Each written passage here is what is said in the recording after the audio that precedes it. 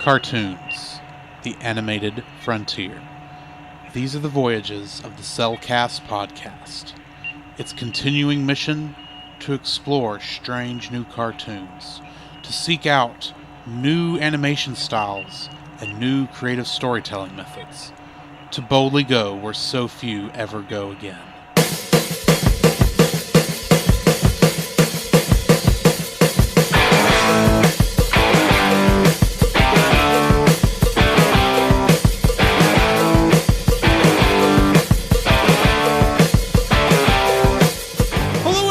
To another episode of the Cellcast. Joining me today is a man who,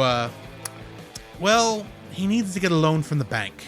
Welcome, Jacob. Well, I had this diabolical plan, but I didn't get the necessary tool. But I'm going to try to get the loan anyway.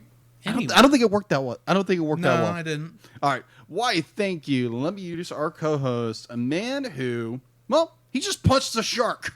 Welcome, Drew. I recognize that this movie was made when, 2010? Mm-hmm. And the Wii was still a thing. Yes. But you have to give it up for Vector. He can control everything with that Wiimote. For the most part, his big disc or a big panel. That's when he gets his giant Wii U gamepad thing out. That was hilarious. No, Kevin, we don't Edna mode. We're live. Yeah, we are live. We are live. How are you doing today, Jacob? Man, I'm doing pretty good. Minus having to run out in the rain because I realized I left my windows down when it poured earlier. Yeah, we kind of had a monsoon come through, which I wasn't expecting, to be honest. Yeah. I mean, it was so bad we had to close the giant doors at work so that the rain wouldn't make its way 6 feet into the building. So just for those people who may not live in Texas, if you live in the East Texas area, during this time of the year, all it is blistering hot. Well, in fairness, it's blistering hot in July. That is true. Now, we're only, as of this recording, only 2 days away. Yeah, from June. No, 1 day away left in June. Yeah. The 4th of July is this Sunday. Yes. Normally, the rain has slowed by now. Yes. And apparently it has not. So, I don't know. Maybe we're getting all of Oregon's rain. I hear they're going through a heat wave right now. Yeah, crazy, right? Yeah. You saved your car from flooding. Yes, but I didn't save my body being soaked. Well, take a shower. Yeah. You'll be fine. Yeah, I'll be fine. Take a hot shower, warm your core. Yeah. I wasn't out there that long. I was out in that driving home. I know how easy you got soaked. Yeah. I got that soaked running to the car to come home. Yes. I've been in that kind of rain when I was walking one day. That was not fun. Well, I mean, and you're too. Nowhere near home. I was out hiking when it happened to me. This was like 10 years ago. Yeah. You know Tyler State Park? Yes. You know the trail around the lake? Somewhat, yes. Okay. I had gotten to a point around that time where that was my walking trail. Every day I would go out there and I'd make a lap around the lake. Yeah. Well, one day I got out there and it had looked, kind of stormy, but I mean, it hadn't rained, so I figured, it'll be fine. Yeah. I parked by the, you know where the old, you may not know, but you know on the far side where that pier is that's by the dam? No, I don't actually. Okay, well, there's a parking area over there, and that's where I parked. And I got pretty much over to the swim area. Okay. When the bottom fell out. Been there, done that. Other side of the lake. Ugh, fun. And it was one of those times where it's like, well, I can either turn around or I can go forward. It's about the same distance. I'm not sure how long the lap is, Josh, but 30 minutes is about the halfway mark. Yeah, I've got one a little better than that. So we did a youth conference back when I was in youth, or the summer of my senior year. We went to where's the arch? What is that? St. Louis? St. Louis, Missouri. Thank you. Yeah, we went to St. Louis, Missouri for a youth conference. Really good conference, by the way. So we are. Yeah, if you ever go back in time, go check it out. Yeah. So this was the last day. We didn't have a conference, so the hotels we were at, this was probably about 20 kids. And it's small, like a really, really small church. So we go see the arch. I mean, the arch is closed down for maintenance, but we're just chilling out. We take a picture, and we get to the roadway. It starts pouring. There's no way on earth we're getting transportation, so we have to walk 10 blocks in St. Louis, Missouri, in the pouring rain. Let's just say when we got back to the hotel, we were all drowned rats. Minus the girls had the chance to go change because apparently someone felt it within their heart to let all the girls, change, but the guys had to stay soaking wet. Right. Yeah, that was fun. So, yeah, I completely understand. I think we've all been there once or twice. But either way, besides us talking about the times we all got trapped in the rain. All right, so, talking about what we've been watching. Yeah. I'm going first because I actually have something. Okay. For a change. Okay, go for it. So I'm going to start with the easy ones. Now remind me, did I talk about watching All Monsters Attack last week? Not that I know of. Okay. All Monsters Attack is the dumbest, stupidest Godzilla movie that was ever made. Okay. Well, that's true. You want to know how bad it is? They didn't even film not most of the footage for that. They used mostly stock footage. Oh. It is, to quote Dallas of Geek Devotions, who we for some reason we're hitting these movies around the same time on the backlog golf thing. He says after watching it, he thought his brain had leaked out of his ear a little. That's how bad it was. Wow, that's like a bad movie. Oh yes, it will make you feel dumber. But compared to the next movie I watched, which was the next one in the series, Godzilla vs. Hedorah. Yeah. Godzilla vs. Hedorah is also dumb. Mm-hmm. But it follows the rule everyone should do if you're going to make dumb movies. At least give you something interesting to look at while you're watching the dumb movie. True. So Hedorah, also known as the Smog Monster, is this kind of giant goop slime alien thing. Okay. That's attacking Tokyo as you do, and Mount Fuji. First off, whoever the director of this movie and the editor, and I'm assuming most of the crew, had to have been on something when they made this, because there are some weird cuts that make no sense whatsoever. Okay. But at one point, at one point we learned that Hedorah has these two different forms he can switch back and forth between. One is, of course, the big giant monster, obviously the guy in the suit form, and the other is this flying trilobite-looking form that he can fly with. Okay. And he can shift back and forth as much as the budget of the movie allows. Okay. Because it's a very fairly cheap looking transformation. But anyway, so Godzilla's fighting this thing. Okay. He's gotten it in between the devices that the humans have set up to dehydrate the Hedorah so that, Godzilla can stand a fighting chance of beating this thing. Yeah. And Godzilla has... Now, for the most part, this movie has been slow and long. They're getting as much as they can out of the monster footage because there's not much story. Okay. And they left the camera on shots way too long in some instances. So I'm at about an hour and 15 minutes into the movie. Yeah. There's only 15 minutes left of the movie because apparently there was this rule in the 60s that these movies had to be an hour and a half long. Okay. And it looks like we're actually going to finish up 15 minutes early because I've watched enough of these movies to know that once the monster is defeated, the movie ends. It doesn't matter if there's anything else to talk about. Okay. It's just the monster's defeated, movie ends. I mean, you saw Godzilla versus King Kong. Yeah. When we watched that and how it just ends. That's kind of how these go. So I'm thinking we're getting pretty close to the end here, and all of a sudden, Flying Ghidorah shoots out of his other carcass, and he's just flying away, running away as fast as he can like a scared rat, right? Yeah. I'm thinking, okay, he's escaping. They're going to set up another movie. No.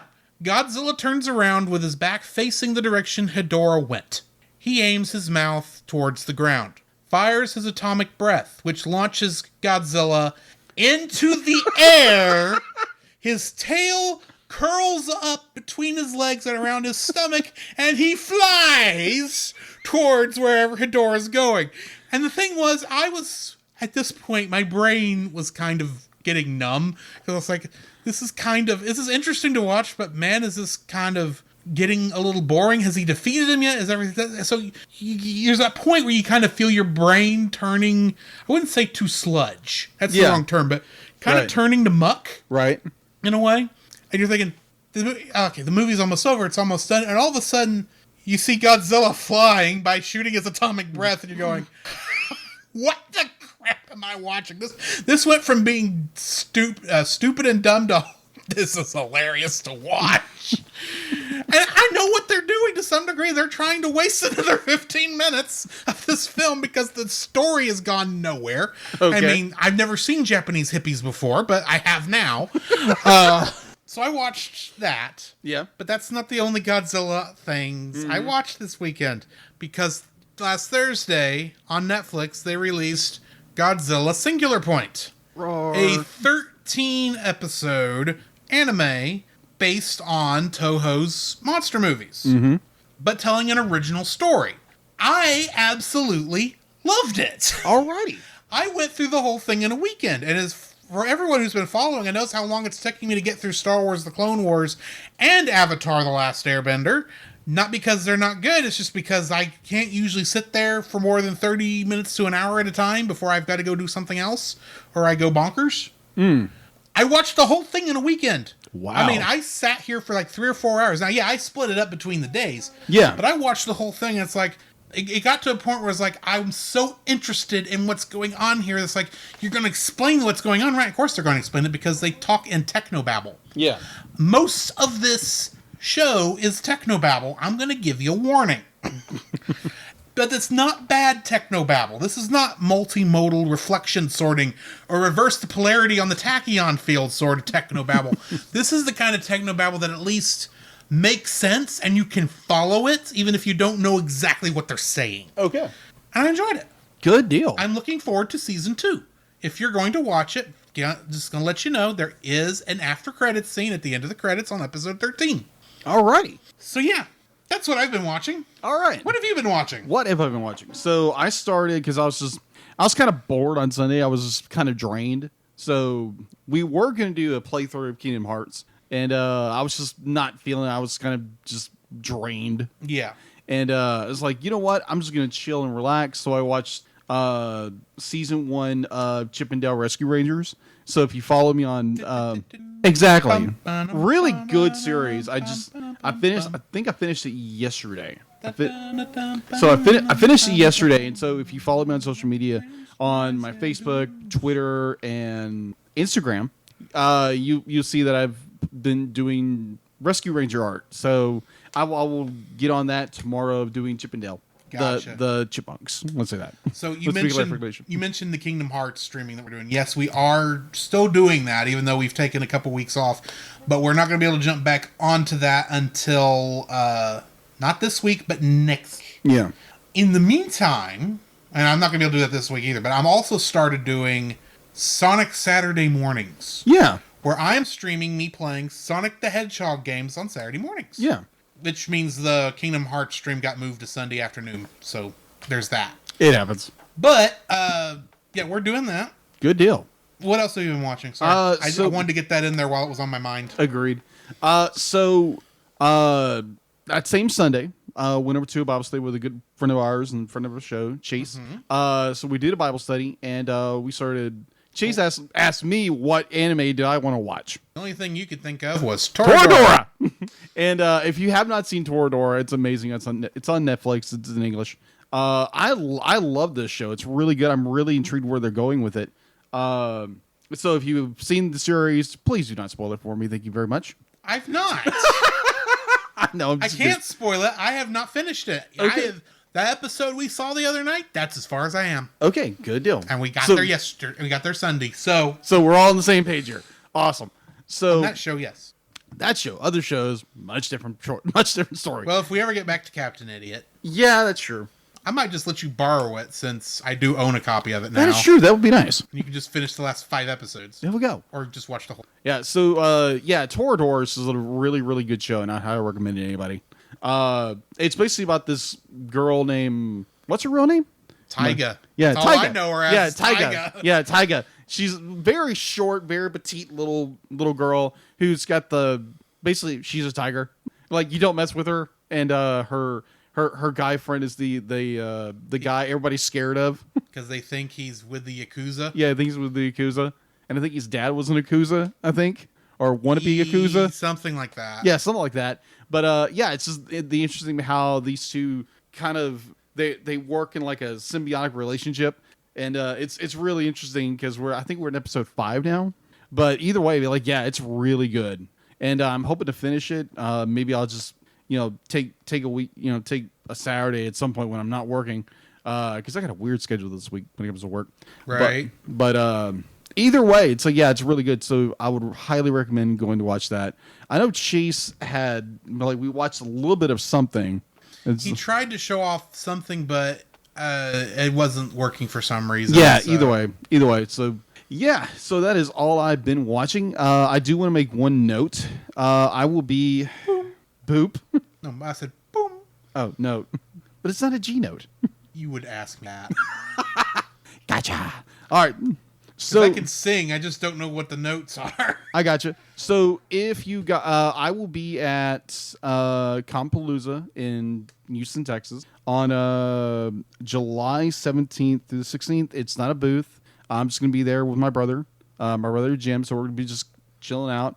So if you are attending the con, I am not suggesting be like, oh, you just want to hang out, you don't want to go to the con. If you want to go to the con, you're more than welcome to. Just letting people know I will be there. I will be wearing I'll be representing the podcast on day 1, but I'm actually getting a shirt done for the con. Nice. So yeah, I'll be hanging out. There. So if you want, if like you see me, say hi. If not, great. If not, be like, either way, be like, if you are attending the con, I would love to see you. That'd be great. And chat about some anime movies or anime, whatever. But yeah, that's what I'll be doing. Or what is that? 2 weeks from now, roughly. 2 to 3 weeks. 2 to 3 weeks. So yeah, I'm super excited. But yeah, that's what I got. So we do have some news, actually. I know most of us heard of Clifford the Big Red Dog. So fans of Scholastic's popular giant pooch, Clifford the Big Red Dog, got a sneak peek with this new trailer just dropped, with the upcoming hybrid adaptation of the popular franchise. This movie is slated to be in theaters September 17th. Here's the synopsis. When middle schooler Emily meets a magical animal rescuer played by John Cleese. John Cleese? Cleese, thank you. I'm terrible at spelling. John He's Cleese. just a member of Monty Python, that's all. Yeah. Either way, maybe I'll be more embarrassed.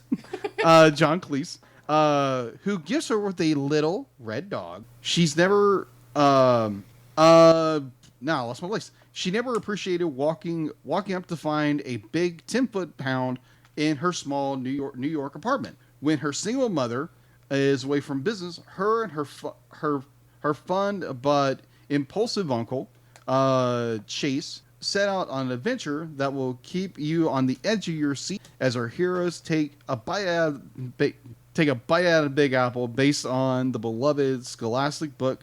Character Clifford will teach the world how to love big. So yeah, so I dropped the trailer onto our Facebook page. So if you want to go watch it there, it'd be great. Like and share so we can get more people to see it. Like, hey, there's a new movie coming out, and if you have seen it, comment down below and see what you thought about the trailer.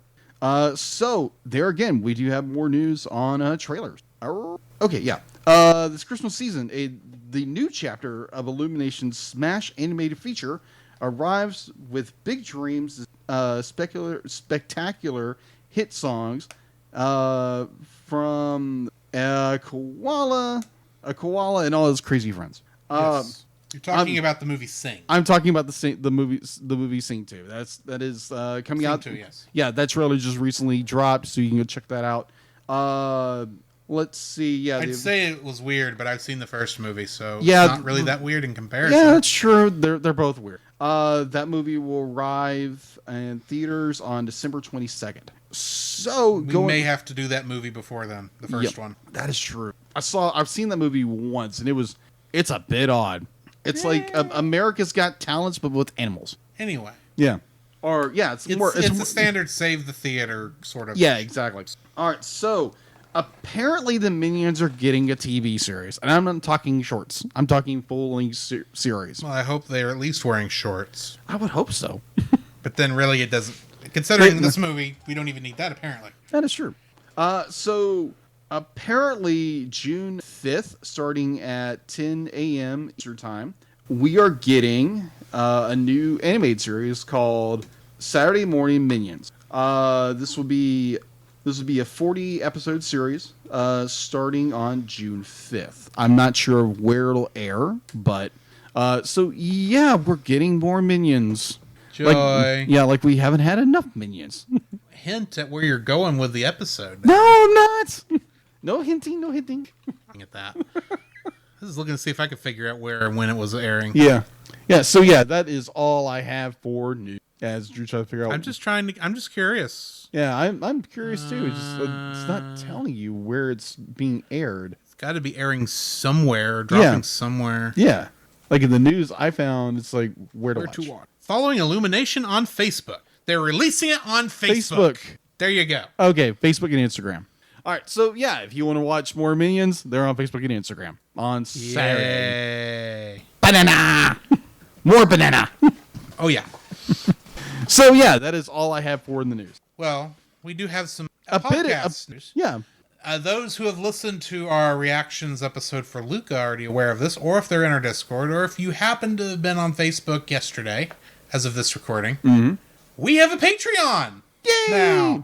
Now we're not going to bug you all the time about this. We're just going to, eventually we're going to throw it in the outro, and then we'll never physically talk of it again, probably, but you'll still hear about it if you listen to the credits. Yeah. Or maybe the mid-throw. The mid-show bumpers? Mid-show bumpers, maybe. I was going to put it at the end, but okay. Whichever. Mid-show bumpers I use for our podcast networks. That is true. Anyway. Either way. I'm trying to add more to that. That spaghetti. Apparently I'm trying to make Drew's life even harder. You keep... I bring up suggestions. You say, why don't you do it this other harder way? It's like, I'm trying not to make his life harder. I'm trying not to. You're trying to help, and sometimes it's like, just say yes. Just say yes. Anyway. Either way. Might be some other things sneaking in. But our Patreon, we're back to that. Yes. For $1, we'll be happy to take your money and thankful for the support. $5, along with the support, you'll get some art from this guy. Which I'm working on right now. Yes. And for $10, not only do you get all of that we just talked about, you get bonus audio content, you get special access in our Discord that most people still have not gone and found, but we do have it. And unlike so many other shows, we're not going to say your name. Yeah. You'll just have to know that we love you. Yeah, exactly. Yeah, because we do have a special commentary that we just released. So if you want to hear that, go to patreon.com/the Cellcast podcast, or I think it's just Cellcast. The Cellcast. Yeah, go check that out. The link will be in the show notes. Yes. So go check there. Yeah, so go there. Like you want to show us some love. We are working on some other things. Some other things. But when we've hinted at Project AU, this is what we've been talking about. Yeah, this is AU. If you didn't catch what the reference, AU is the atomic name for gold. Because they were going to be getting us some gold. Clever. But either way, so yeah. So let's get into our spoiler-free review of the movie Despicable Me. Yeah. So I first saw this movie about 10 years ago when it came out. I saw it in theaters. And I remember thinking, this is a fun movie. I enjoyed this.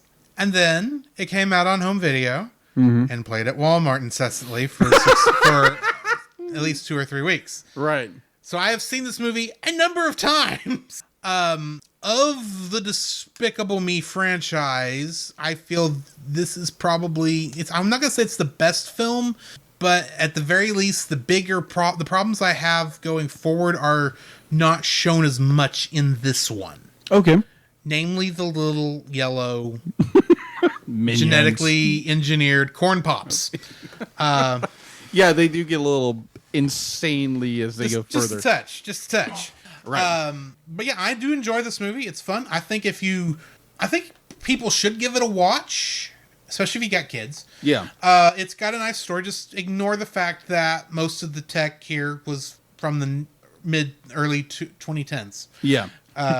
So yeah, that's my thoughts on my spoiler-free thoughts on Despicable Me. All right. What's yours? Mine, so like you, I did see it in theaters. Mine is I was on a date when I did. Lucky you. Yes. So me and let's just call her Bella. That was the nickname. That was her nickname. So Bella had broken with her boyfriend, and so me and her went to go watch the movie. And she's married, has kids, and I think she moved to a certain town in here in East Texas. But either way, so we watched this movie, and normally I am so focused on the movie, it's not even crazy. I don't remember this movie at all. Of course, you were lovey-dovey. Yeah, exactly. I'm sitting there, be like, she's holding my hand, and I'm just snuggled up, be like, what is this movie? Oh, wait, I'm with this girl I kind of like. It's like, this ain't bad. No wonder I'm the one who had to put this movie on the list. Are we bringing up bad memories for you? No. These are really good memories. These are Forgotten really love. Yeah, it happens. It happens. It is better to have loved and lost than never to have loved at all. That is true. That is Quote so true. William Shakespeare. That is true. Either way, so I think that's Shakespeare. Anyway, either way. So I vaguely remember like small little points here and there because I'm snuggled up to a lady I kind of like.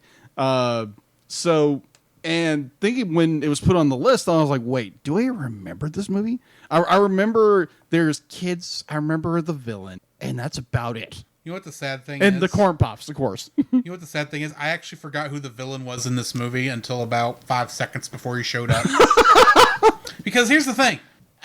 Of the villains, I think this is the weakest one. Especially going forward. Yeah.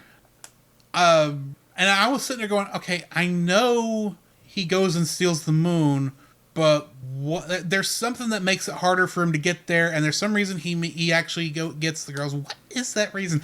Oh, yes. Tracksuit Johnny.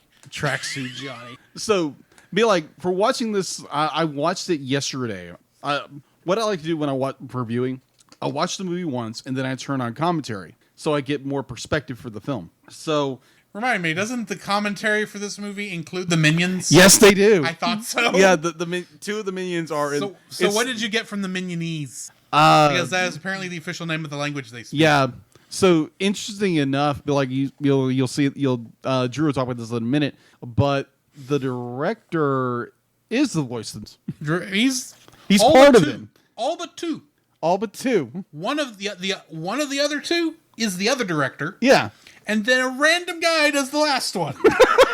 I say random. I wrote down who the guy was. It's just I can't think right now who the other minion is.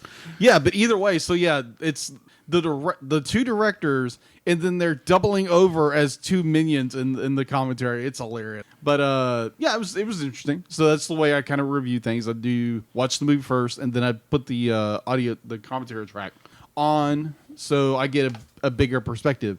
And then you hear the director talking to himself as a minion. Whereas I try to give myself about 2 or 3 days so I could let the movie simmer in my brain. And I can think about the movie after a while, and then eventually I'll write down likes and dislikes. That's how I like to do it. Okay. So yeah, I'm watching this movie. It felt like I was watching basically for the first time, because the first time I honestly don't remember it. Might as well be the first time. Yeah, pretty much, because what I said a minute ago, you understand why if you've been in that situation. Which probably means you've not watched 2, 3, or Minions. No, I haven't. Okay. So yeah, what's I enjoyed this movie. I am really glad I left out one of the trivia things on this then. Okay. Because if I'd have brought it up, I would have spoiled the movies for you. Oh no! So I'm glad I left it out. I'll bring it up when we get to Minions. When we get to Despicable Me 2. Alrighty. So, whenever that is. Yeah, whenever we get to that. So on the second viewing, that's kind of a partial first. I enjoyed it. It's a lot of fun. It's got some heart behind it. It's got the unique twist of a villain who is a villain but a good guy. But is he good guy? To quote Zangief, I am bad guy, but that does not mean I'm bad guy. Right. Anyway. Yeah, either way, like, yeah, it's a great film. I enjoy it. It's It's will crush sparrow egg, but nice. It's not exactly the quote, but No. anyway. No, but yeah, it's fun. It'd be like, yeah, like Drew said, it's kind of got a weak antagonist. Let's just say that. But overall, it's fun. I think in the sequels they overuse the minions to death How would you know? You didn't watch them. because they're everywhere. That is Everybody knows about minions, and it's like Well, it's supposed to be a Groon in the kids. I did mention that this is the one that my biggest issue with going forward is the minions. Yeah. This is the one where they're the least problem, but Yeah, exactly. So either way, be like, yeah, I enjoyed it and I highly recommend it. Is it family friendly? Yes. Would I recommend it? Yes. All right. So when we need to hit the intermission, so join us on the other side of the bumpers and we will spoil this thing. Ba-ba-ba-ba-ba-na-na. Ray. Wrong. Okay. This progress is a part of Christian Geek Central Network. And wrong. Hey, Scoop, what are you doing, man? I don't know. I'm supposed to be reading an ad. All right, hold on. Give me it. Okay. all right. This podcast is part of the Christian Geek Central Network at ChristianGeekCentral.com. There you can find a collection of blogs and podcasts working together to bring you some of the best content on the web for Christian geeks, such as the Christian Geek Central Podcast. The flagship of the Christian Geek Central Network, the CGC Podcast, previously known as Spirit Blade Underground Podcast, is a weekly 30 to 60 minute biblical examination celebration of geek entertainment and passions. It features reviews, interviews, and conversations about movies, tabletop games, video games, books, comics, TV shows, and a widening variety of other entertainment. Also included is a chapter-by-chapter examination of the Bible and its specific applications for geeks. Hosted by Peter Franson of Spirit Blade Productions, the show also features listener-submitted content and segments created by other members of the CGC network. Also, we are a part of Pop Americana, where you can enjoy other shows like Franchise Fatigue. Do you like movies? Of course you do. I bet you even like big movie franchises like Star Wars, the Marvel Cinematic Universe, and Indiana Jones. And obviously, since you listen to us, you must like listening to movie reviews. But what if I were to tell you there is a podcast that reviews film series one movie at a time? You'd like that?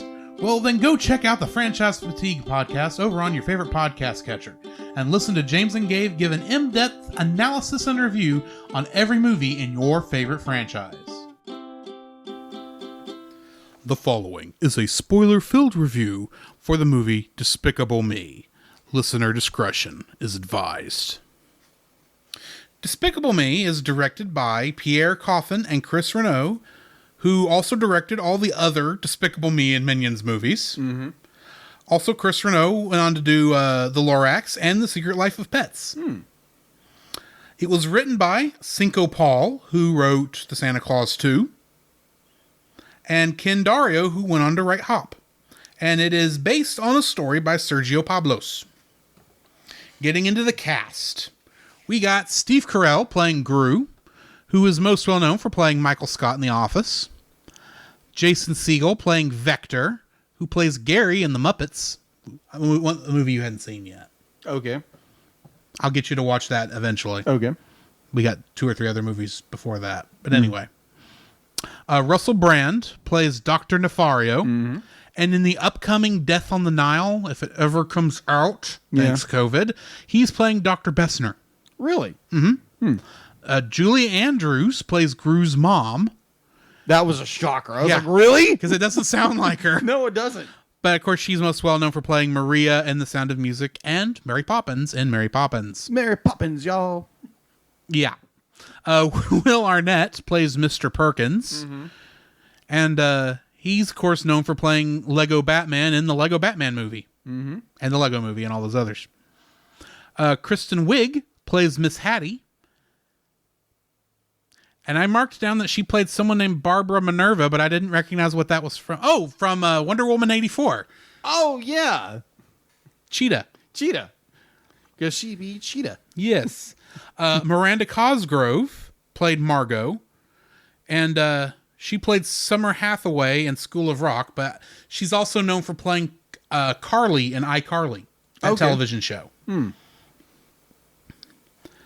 I lost my spot. Okay. Dana Geyer plays Edith, and in something called Do You Want to See a Dead Body, she played Daria. Okay. Did I just mention the show you're going to have to go look up now? Because it's apparently a long-running, at least one season. Okay. Interesting. That's what it's called. Do You Want to See a Dead Body? I don't know anything about it. Okay. Interesting. She did not have many other credits, unfortunately. Okay. Elsie Fisher, on the other hand, who played Agnes, she did go on to play Parker in The Addams Family 2019, which we still need to watch. The director, Pierre Coffin, played Tim the Minion, Bob the Minion, Mark the Minion, Phil the Minion, and Stuart the Minion. And in something called Brad and Gary, he played Brad. Huh. Director Chris Renault played Dave the Minion, and he plays Norman in The Secret Life of Pets. And Jermaine Clement played Jerry the Minion, and he played Tamatoa in Moana. Huh.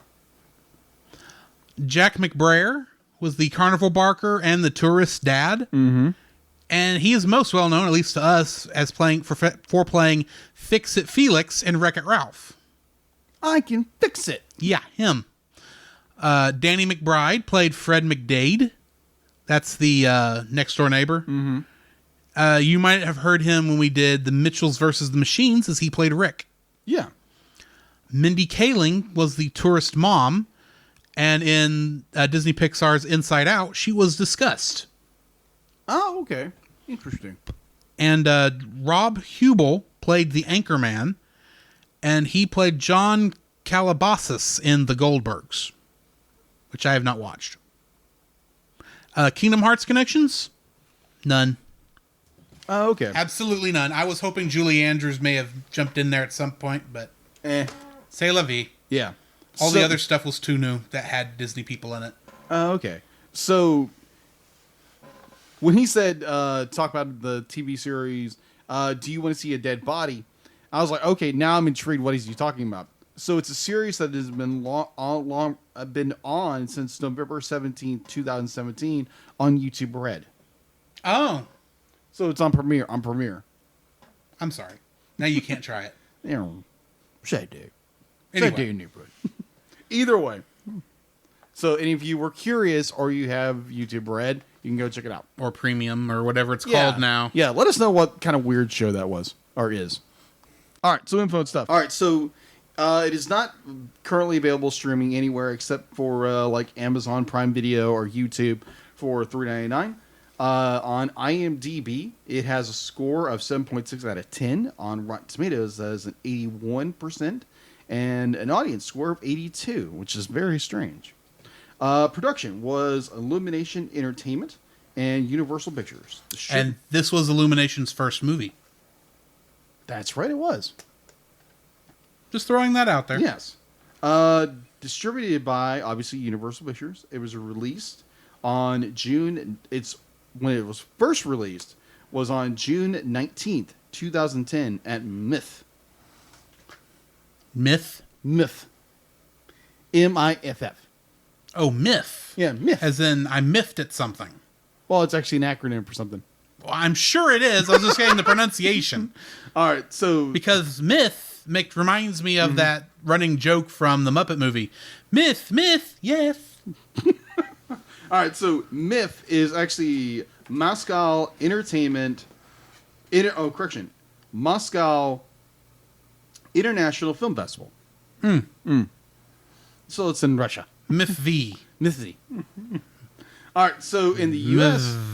Sorry. It was released stateside July 9th, 2010. It has a box office, starting with the budget, estimated wise. Had a $69 million budget, estimated wise. Its U.S. opening was $56.3 million on July 2010. Its U.S. gross was $251.5 million, and its worldwide gross was $543.1 million. It definitely made its budget back. Yeah. It made a lot of bananas. All right, home release. Despicable Me was released on DVD, Blu-ray, and Blu-ray 3D. That was a thing back then. Oh, boy, was it ever in 3D. Yes. Oh, yeah, definitely back in the 2010s. No, I'm bringing that up later. Oh, okay. On December 14th, 2010, this included 3 shorts, and which were titled Home Makeover, Operation Ordination Day, and Banana. It has a slew of sequels. It has Despicable Me, which was released on July 3rd, 2013. Despicable Me 3 was released on June 30th, 2017. And a 4th film is already in production. Along with Minions and Minions 2: The Rise of Gru. You're getting ahead of me, bro. I'm just helping you out. Yes, you are. All right, so... Those are all sequel prequels. Yeah, so speaking of prequels, on July 12th, a spin-off film about the Minions was in development, originally set for December 2014. The film was released July 15th with a mixed review. In 2017, Universal Pictures and Illumination announced a sequel to Minions. In May 2019, the film was its title was revealed as Minions: Rise of Gru. Minions: Rise of Gru was originally scheduled to release in the United States on July 3rd, 2020, but we all know what happened then. Thanks, COVID. But in April of that year, the release was postponed by a year, July 2nd, 2021, due to the COVID-19 pandemic. Thanks again, COVID. As the film remained unfinished due to Illumination Matt Gru's temporary closure as a result of the pandemic. In March 2021, the date was postponed by a further year in July 1st, 2021. And what I mentioned now, granted, there is a slew of shorts. I'm talking a ton of shorts. And I'm not talking about Minions and shorts. I'm talking about actual shorts. I already made that joke, so we're going to move on. Yes, you did, but it's there. So there is a new TV show coming out, like I said in the news. That'll be July 5th, and that'll be available on not YouTube, but Facebook and Instagram. So look forward to that if you can't get enough Minions. So yeah, that is all I have in the news or in info and stuff. All right. Jumping into the summary. Longtime supervillain Gru has his pride hurt when an anonymous rival steals the Great Pyramid of Giza and replaces it with an inflatable replica. In retaliation, he, his elderly assistant, Dr. Nefario, and his army of minions concoct a plan to shrink and steal the Earth's moon. Dr. Nefario worries they cannot afford this, so Gru applies for a loan from Mr. Perkins, the director of the Bank of Evil, formerly Lehman Brothers. Formerly Lehman. That's what it says! That's what it does say. Mr. Perkins asks Gru to impress him first by stealing the shrink ray. While at the bank, Gru meets young supervillain Vector and learns he is the mastermind behind the pyramid heist. Gru and 2 of his minions successfully steal the shrink ray from a research base, but Vector intercepts them and steals it for himself. Gru attempts to steal back the shrink ray from Vector's fortress, only to get ambushed by numerous booby traps. He notices 3 orphan girls named Margot, Edith, and Agnes gain access to Vector's fortress because they are selling cookies for Miss Hattie, the true villain of the piece, if you want to know my opinion, their orphanage matron. Gru decides to disguise himself as a dentist and adopt the girls, planning to use them in his plot to get the shrink ray back and return them once the scheme comes off. Gru's attempts at parenting are initially disastrous, as he has no clue what to do with children. Things are further complicated by their ballet practices. The girls discovering his underground lair, Dr. Nefario's skepticism to his plan. Gru eventually manages to use the girls to distract Vector long enough for him to get the shrink ray back, but the girls insist upon stopping at a carnival on the way home. Gru finds himself enjoying his time with the girls, and they begin to bond. Also, Agnes gets a unicorn that is so fluffy she is going to die!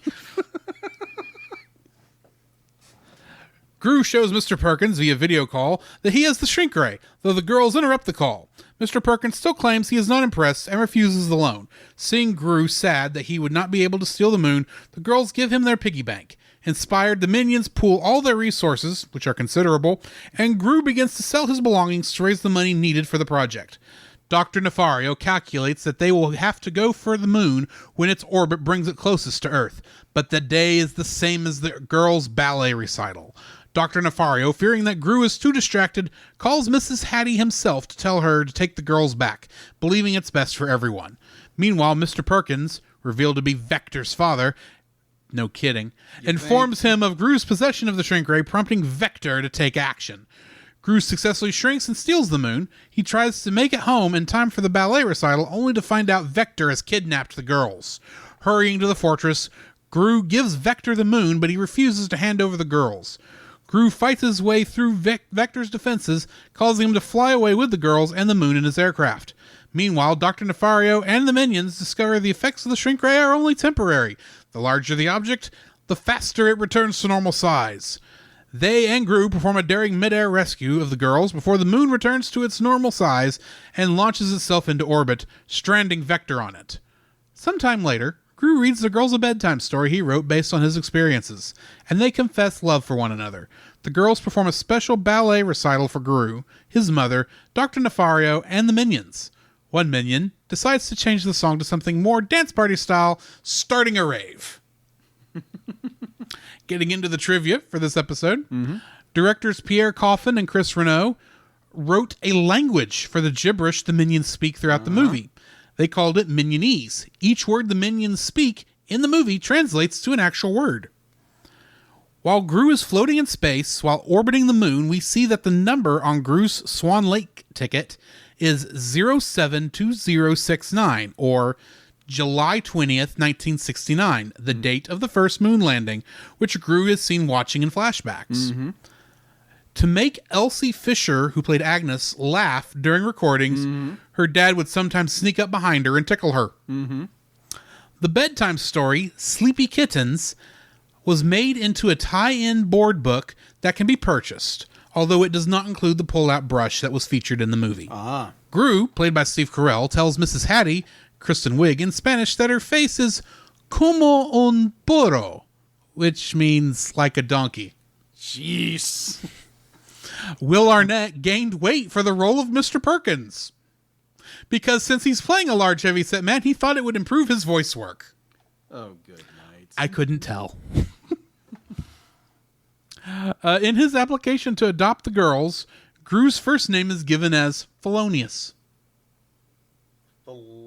Felonious Gru. Okay. The producers only wanted comedic improvisational actors in the cast.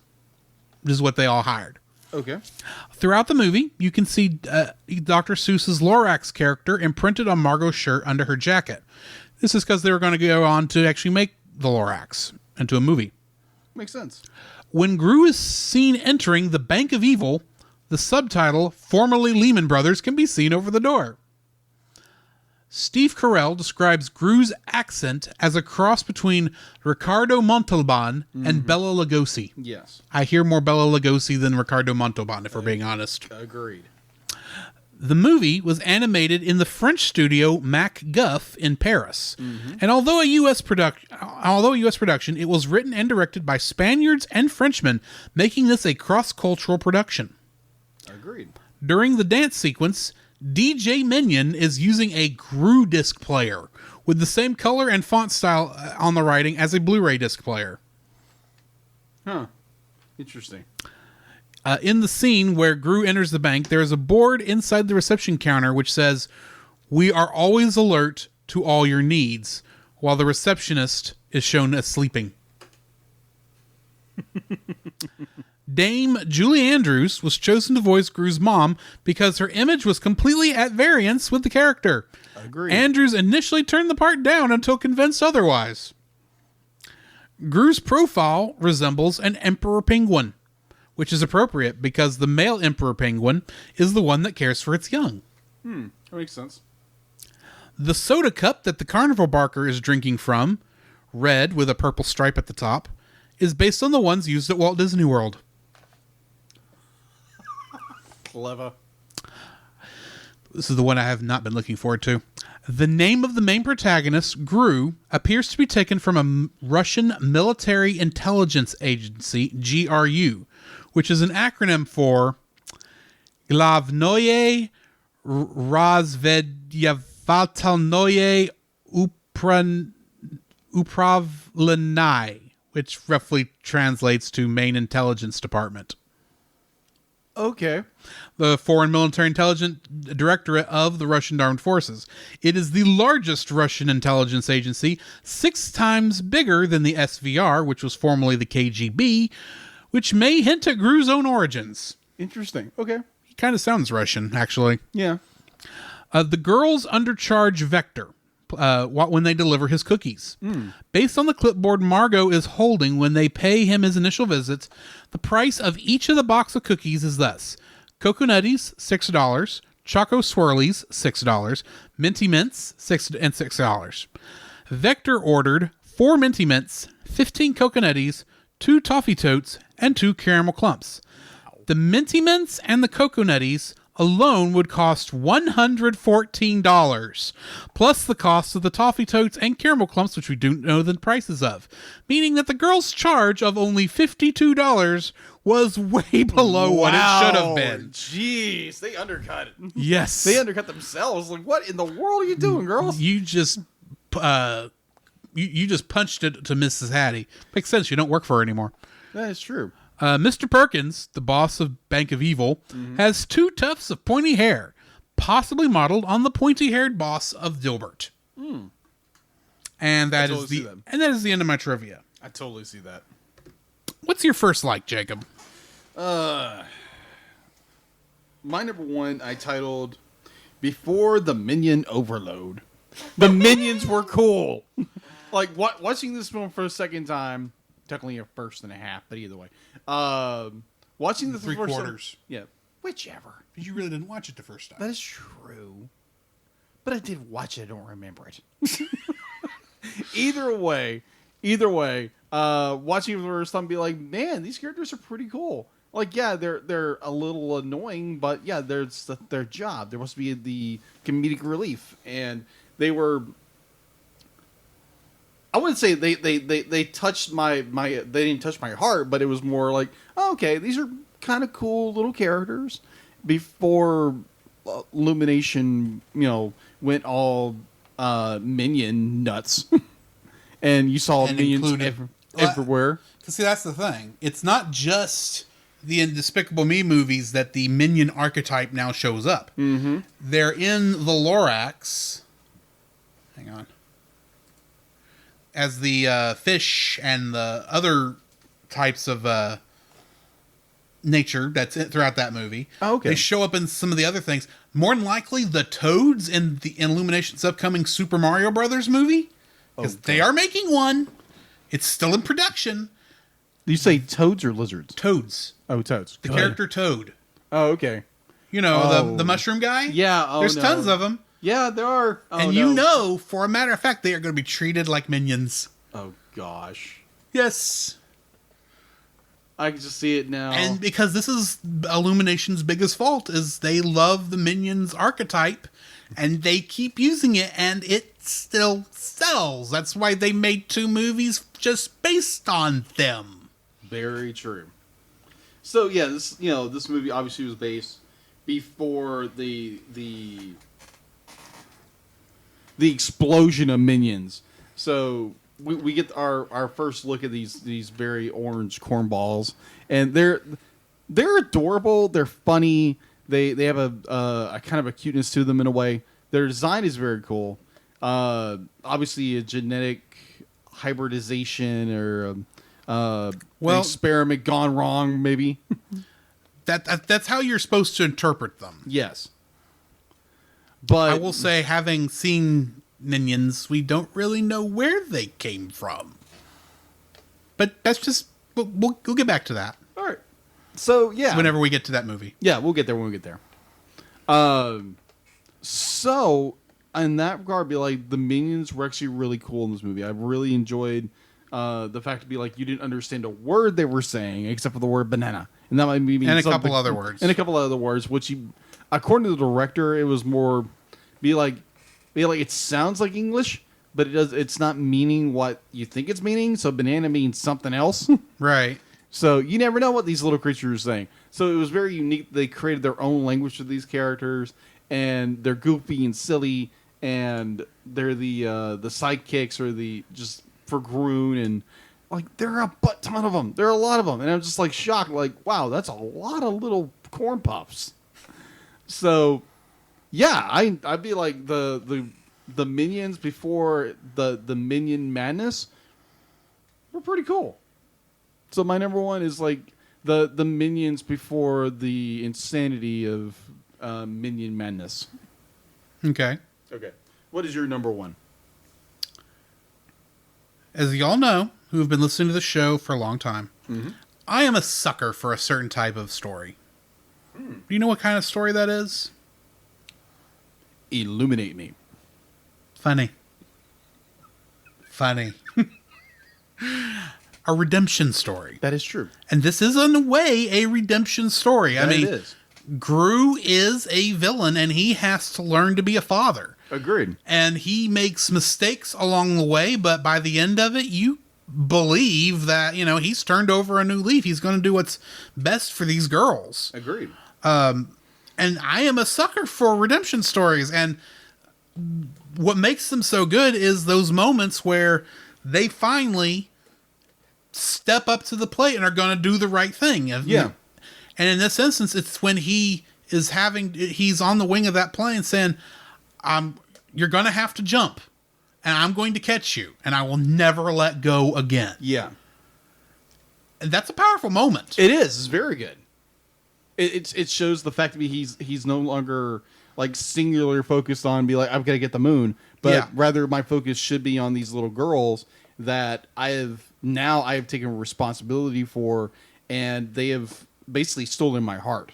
Well, and basically they had done that long before that point, but Dr. Nefario stepped in and said, we've got to focus on this thing. We got to get this job done. Mm-hmm. This is coming from the guy who made a fart gun and boogie robots. True. But yeah, I mean, it's just, I love redemption stories. Agreed. And this is a good one, actually. Agreed. And it leads to some actually a pretty decent story in the next one. So okay, my number one is it's a redemption story. What's your number two? Oh, okay. So kind of tailing off your number one.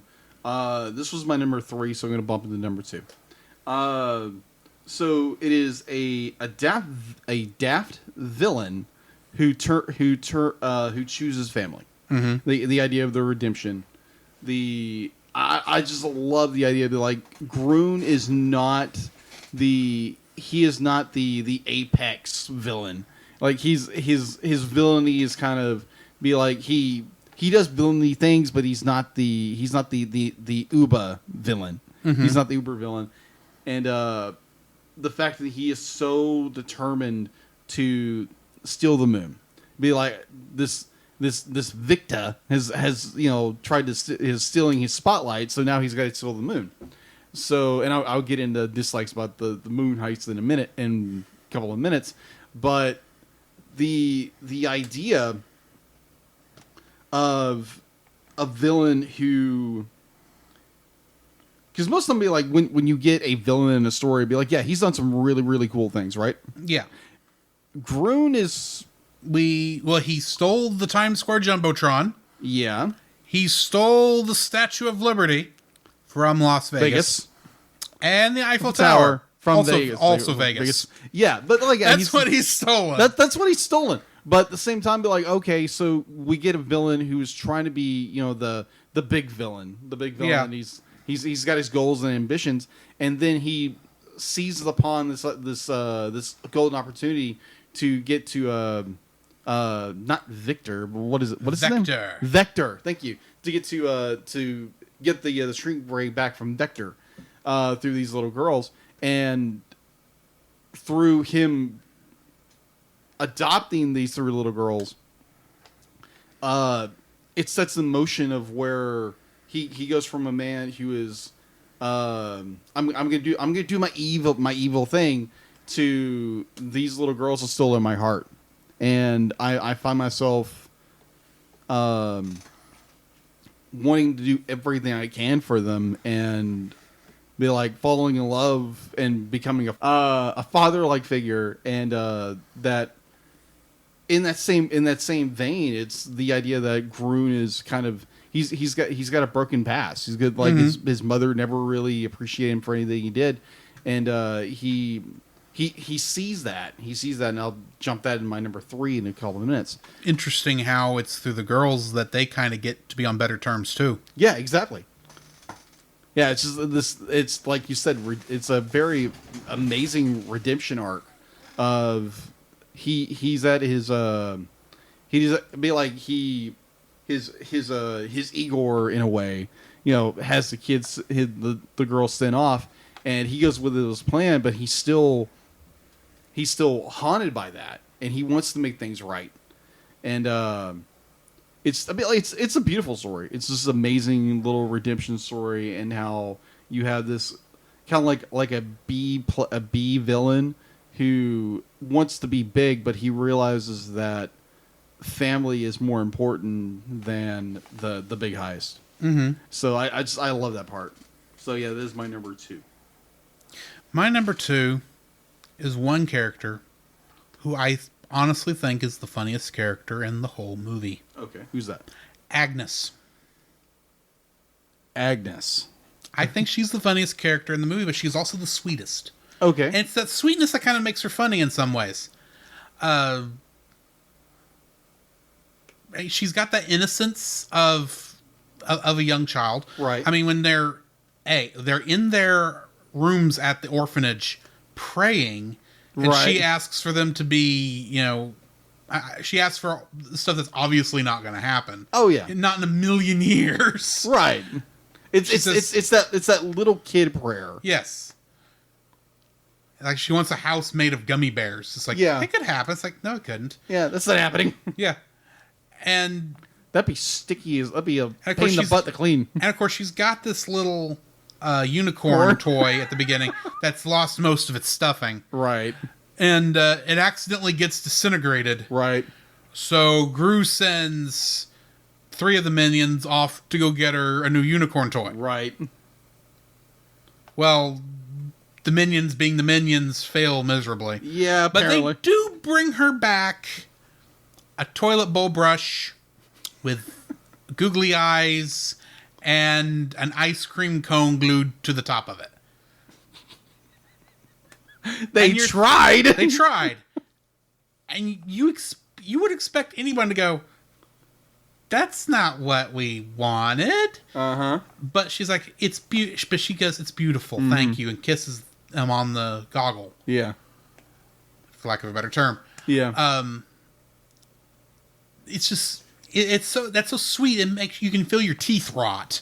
But yeah, yet that's what makes the character so interesting. And she says all these funny little lines throughout it. And of course, when Gru wins her the big fluffy unicorn, disintegrating everything at the carnival. At the carnival, and she says the greatest line that I will quote, and it will probably be the name of this episode if we're being honest. Probably. It's so fluffy, I'm gonna die. Yeah, it's probably one of the best ones. In a movie that has some lows. Yeah. Especially in the form of a certain sea of characters. Yeah. Very true. She is the brightest spot, and that scene where they're in the dance recital hall, while Gru is kind of sitting on the side there with all the mothers, and he's holding onto their stuff, and she just kind of twirls and pirouettes and hand him the ticket, and she says, "Oh, it's for a dance recital. You're going to come, right?" He says, "Yes, I'll be there with my pinky swears. My pinky swears, I'll be there." And to the point where there's after they get sent back to the orphanage. Yeah. And she's still looking for him. Oh, yeah. Edith and Margot have given up. Now, Edith's a little on the fence, if we're being honest. But Margot is, of course, completely given up. She feels like she's been stabbed in the back. Yeah. And Edith is kind of, well, I want to be there for Agnes. I want to be nice with her. But yeah, Margot, you're probably right. Probably. We'll get that before you leave. Yeah. Hang on. Switch. Anyway,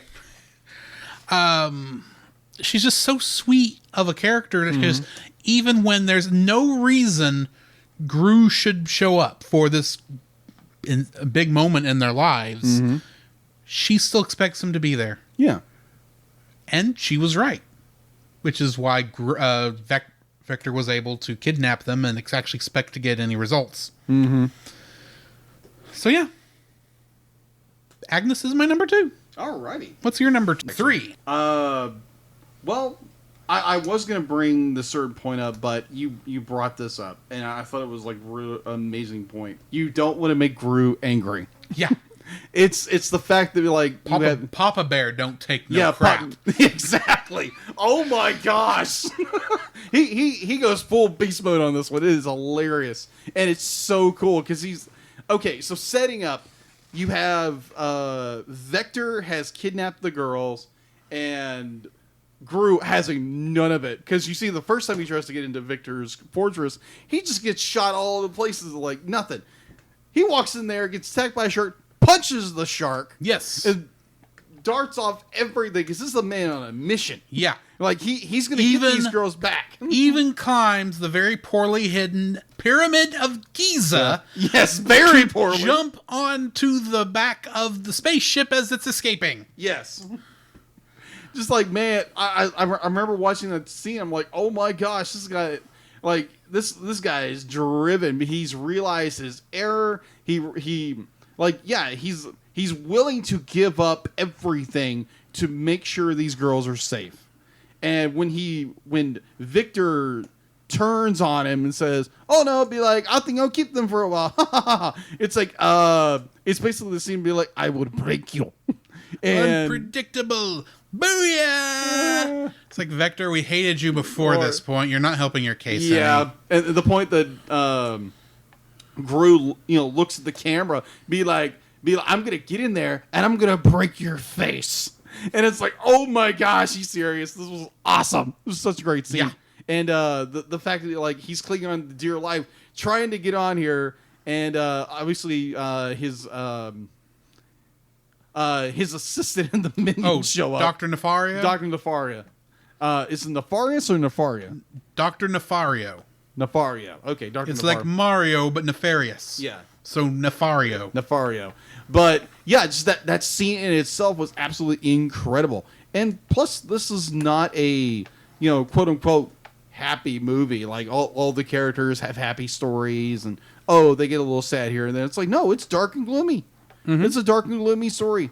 And I enjoy that of this movie. It's like, wow, they really went there. Yeah. So, yeah, that's my number 3. Well, coming off of your number 3, it's nice how this actually segues. It's hardest for Margot. Okay.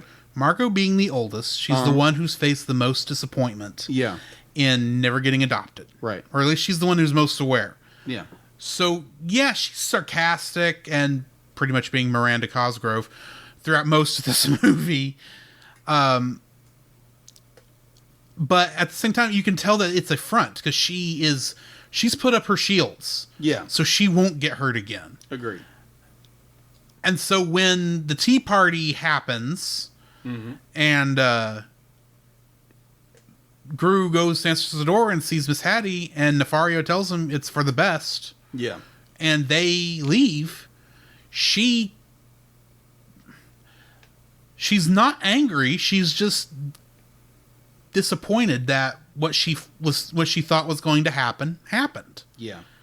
So when they're up on the spaceship, Edith and Agnes, they're a little hesitant about jumping because they know how high up they are, but they have complete trust in Gru. Yeah. They just jump knowing he's going to catch them, and they were right. Margot, on the other hand, she holds on to the one thing she knows right now, which is the spaceship that's kidnapping her. Yeah. It's bad, it's horrible, but she's it's the evil she knows. Yeah. She doesn't know if she can trust Gru. Yeah, And when she finally does trust Gru enough to go and jump, she gets stopped by Idiot Boy. Yeah. That was good. That was really good. So it's like, it was almost like, you opened yourself up once again, only for the circumstances to separate you from where you think you want to be. Exactly. Again. Keeping you from the people you love again. And then, she's, because of the stupid moon rolling around in the ship, she ends up falling. And Gru has to jump after her. Yes. And it's not just Gru that saves her, it's all the minions too. And what that does is it sets up what is truly my third favorite thing in this movie. All right. After the story with the one big unicorn, he goes and finally kisses Agnes goodnight. Yeah. Edith goodnight. Right. And as he goes in for Margot, she jumps up, hugs him, and says, "I love you." Yeah, that was touching. That is my number 3, is that scene. And it's set up because it was hardest for her to let go and trust Gru. Yeah. And pretty much him saving her from falling to her death, which is a pretty decent reason for trusting somebody. Yeah, pretty much. She's fully on board. Yeah. As far as she's concerned, Gru's her father. Yep. At that point. So yeah, my number 3 is that it's hardest for Margot to trust Gru. Yeah. Very good. Which brings us to our dislikes. Yes. Do you mind if I go first? Go for it. I hate Pharrell Williams' music. Okay. With the exception of the theme song. Okay. Because the theme song, Despicable Me, actually, that kind of works. Yeah. It's not great, but I mean, it works. Every other song in this movie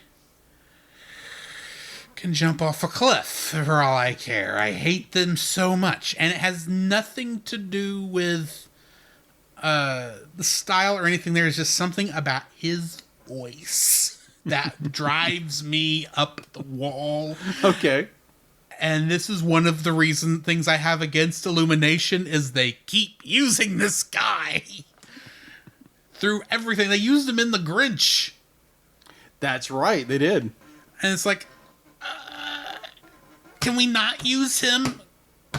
It gets really bad with the next movie because one of those songs is actually very popular outside of the movie, but it was written for the next movie. That's right. So, and Weird Al made a parody of it that's actually, I dislike it for the same reasons I dislike the song it's a parody of. But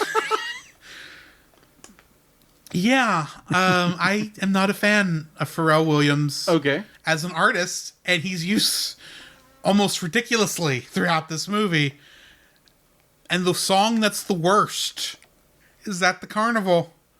Long as it's fun, fun, fun, fun, fun. That is not lyrics. That is one word repeated 5 times. Right. Or however many times. This is an annoying movie. And he sings us high up. I'm getting flashbacks to The Last Unicorn. Oh my gosh! The last movie! Yes. I can totally get that. I dislike his... he's not... Okay. It's not my style of music. Get right down to it. It's just not something I'm going to have downloaded on my phone. Mm-hmm. And I kind of wish it wasn't in the movie. And that's why it's my first dislike. Okay. Gotcha. It's a personal pet peeve. Yeah, we'll go with that. All right. All right. So my number 1 would be a moon problem. Okay, so the big heist is to steal the moon or shrink the moon. Shrink the moon to make it easier to steal. Yeah. So, but like, yeah, they do play on to be like, oh, the waves disappear. Okay, that's great. Oh, the werewolf turns back into a human. Yeah. That's funny. And I'm like, okay, that's cool. Wouldn't there be more like catastrophic problems? Like you'd have like Earth's like the the seasons would change and all these like catastrophic things would happen. Can I defend? Okay, if you want to. It's a cartoon. I know it's a cartoon. It uses cartoon logic. I know this. This is a movie in which they have a shrink ray that shrinks the thing down and it actually weighs less. It loses mass along with size, that which makes no sense. But that's what it is, and that's what you have to accept. Yes, I'm fully aware. This is of also that. a movie with genetically engineered corn pops That is true. as major characters. That is so true. I like. And also, have you seen most of Gru's vehicles? They don't make they shouldn't work. I agree with you. I completely agree with you. Be like all of that other stuff. Be like, yeah, I totally understand. It's part of the story. But I'm thinking like, wait, you're stealing the moon, and be like, yeah, they do show like some effects. But I'm thinking like, world changing, like catastrophic things happening.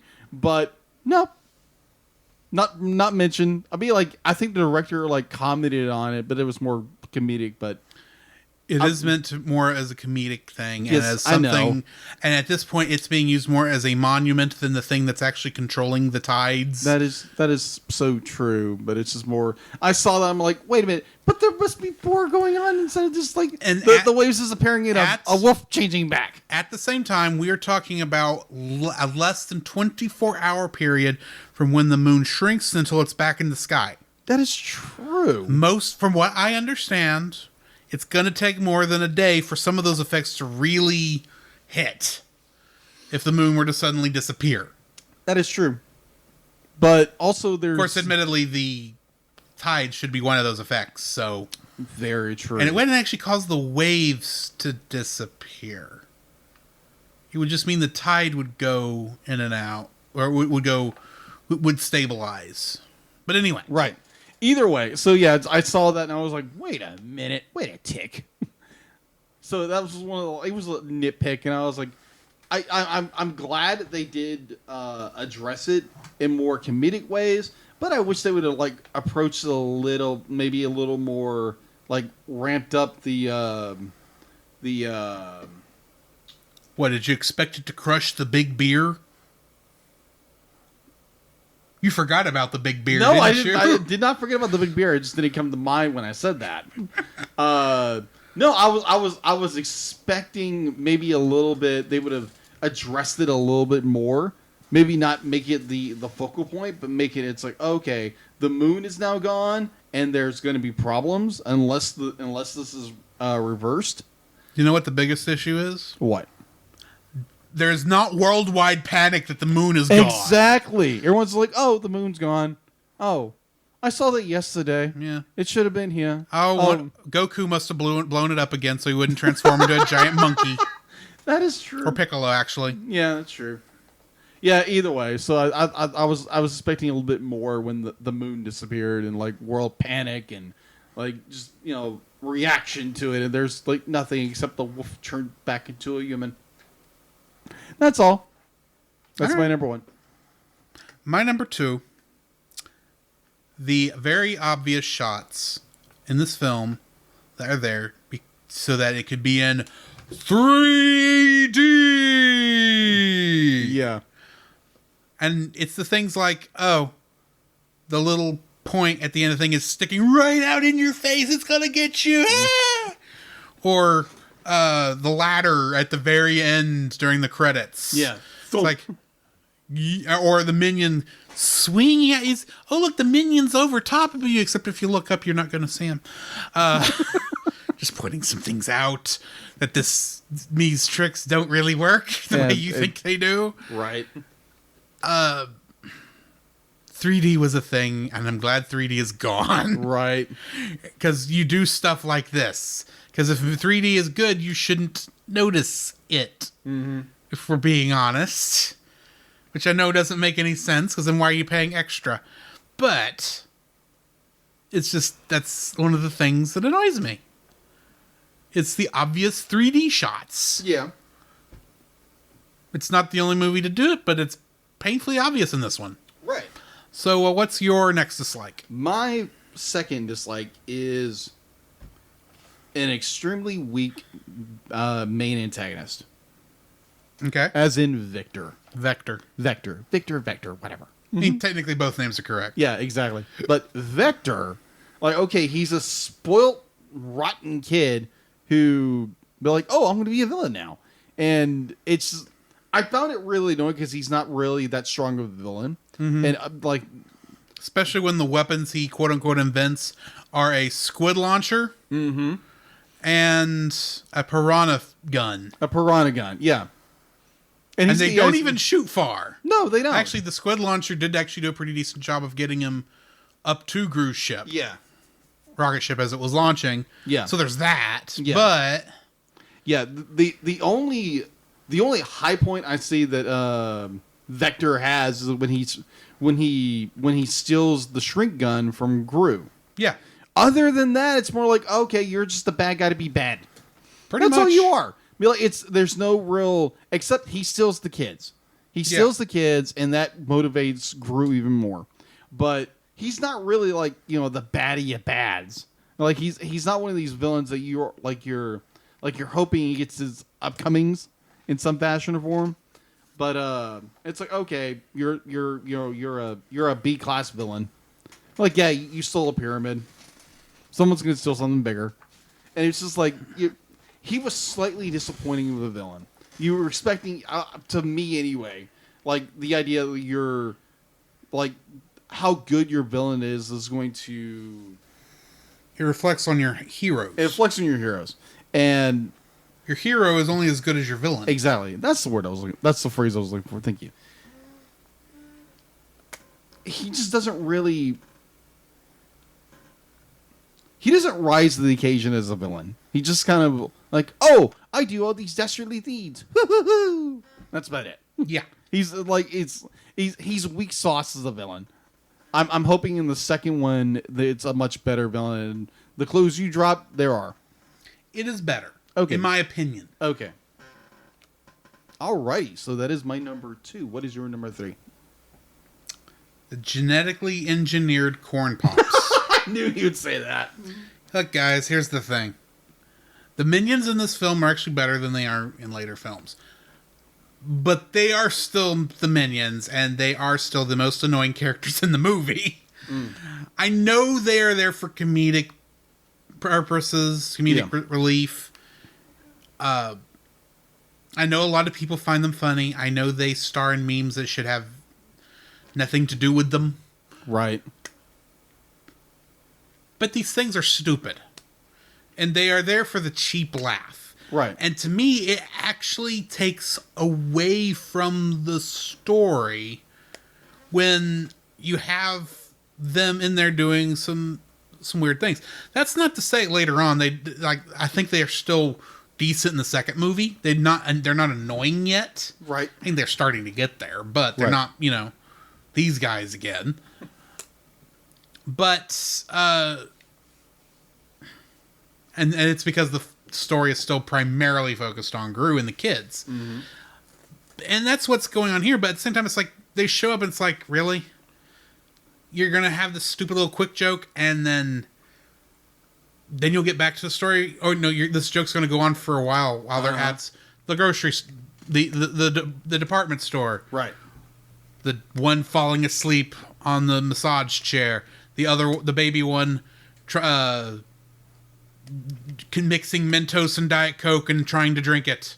That wasn't what he was doing, but you know what I mean? Yeah. And the female one trying to sing Copacabana from Barry Manilow in karaoke on a bunch of on a bunch of televisions.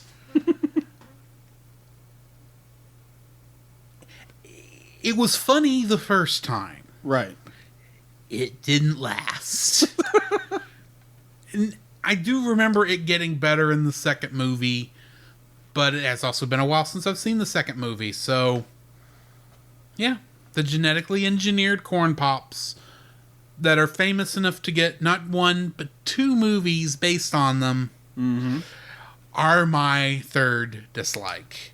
Totally understand. What is yours? I really don't have a third. Be like, I think if I was to nitpick, like really, really nitpick this film, like the scene you described earlier of the 3 minions coming back from the toy store, I don't remember that scene. Because there's certain points in the story, it's like, okay, that happened? Because I honestly, I was like, wait, where did this story plot go? Because either I looked away for a minute, or something, and it was not there. And I was like, what in the world? So there's like little things be like if you are.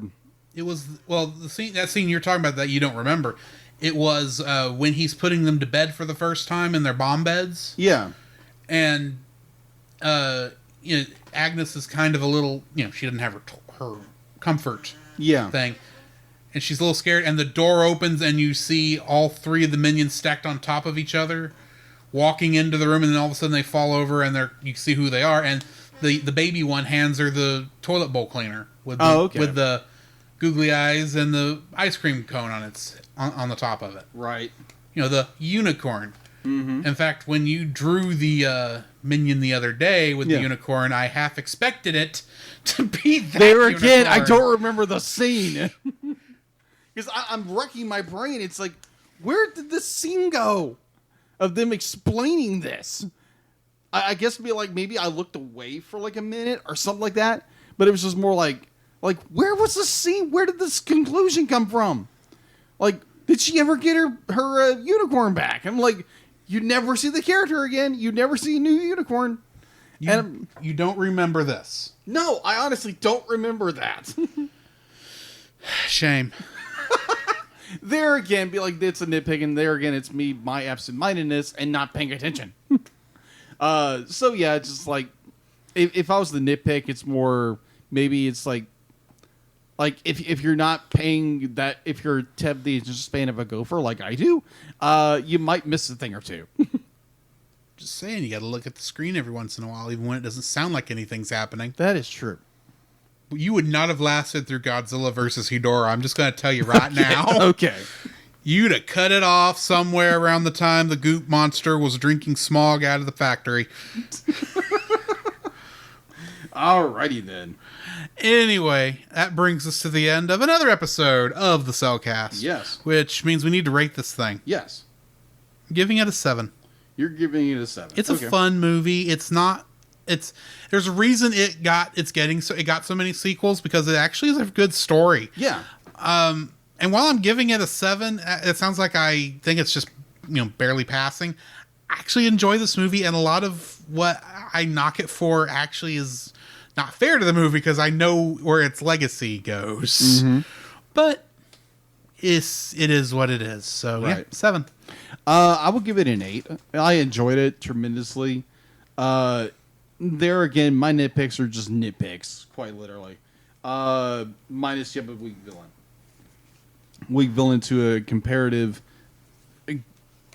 better villain who's more the good guy. But overall, Anti-hero. Yeah, anti-hero. Thank you.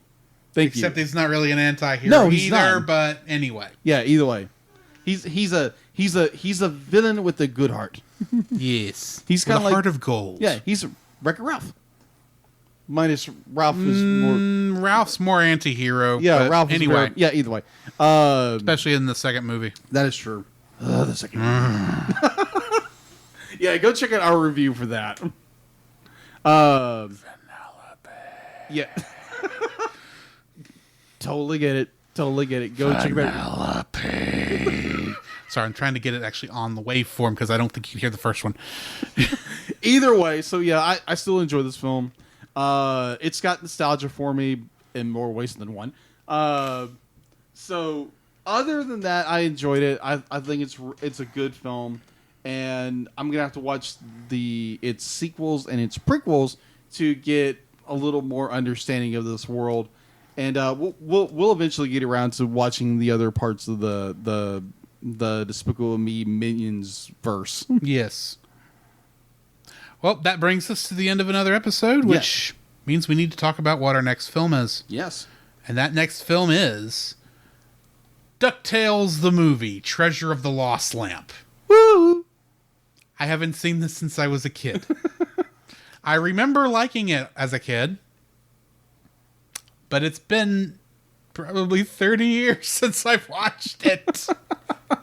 we have picked some very interesting movies over the course of the last month and a half. Yeah, that's putting it mildly. Yes. I said that and I'm just like, I want to look at that. No, again. I checked it beforehand. Okay, yeah. good. Yeah. So if it wasn't that, stuff you'd have gotten to me. So yeah, join us next week for that. In the meantime, this has been Drew, This is Jacob. and we'll catch you in the next frame. Come, Jacob, we must prepare for next week. Prepare for what, Drew? Same thing we do every week, Jacob. Record a podcast! Oh boy. So where can they find you, Jacob? You can find me on Facebook at Jacob B. Heron, also on Facebook at Jacob's Daily Art Corner, where I try to draw each and every day. I don't get to it as often as I like, but join me there. Also, you can find me on Instagram at Jacob B. Heron, on Twitter at Jacob Heron, and Letterboxd at Jacob Heron. So where can they find you, Drew? You can also follow me on Letterboxd at ggeorge759, Facebook as Drew Dodgen, my Facebook page where you can see pictures I've taken at Drew's Photo Bin. You can also follow me on Twitter at ggeorge759. You can email us at thecellcastpodcast@gmail.com. You can also follow us on Twitter at cast_cell. You can follow us on Twitch at twitch.tv/thecellcastgaming. You can also follow us on YouTube at Cellcast, Listen to our podcast on Apple Podcasts, Google Play Podcasts, Stitcher, Spotify. and your favorite podcast directory. You can also listen to us on the Movie of the Week podcast with Jim Heron, where we talk about live action movies. And remember, Cell is a single L.